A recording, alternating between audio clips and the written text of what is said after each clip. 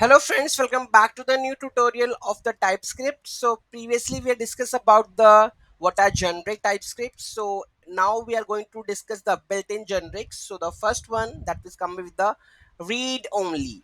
Okay, so let's get started. The read only utility type in TypeScript is used to create new type where all the properties original type T are made of only read only. This means that once you assign a value to the property, okay, once you assign a value to a property in the new type, you cannot change it later.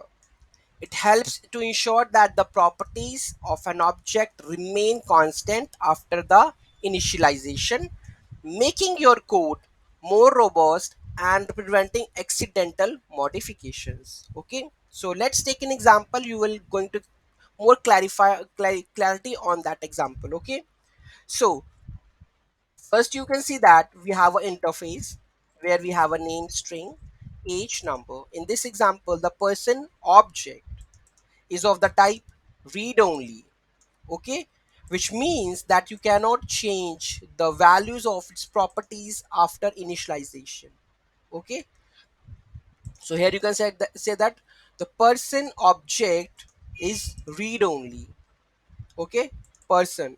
Okay, which means that you cannot change the value of its property after initialization. Once initialized, okay, you can't change it. Like person dot name Bob, error, cannot assign to a name because it's already a read only property.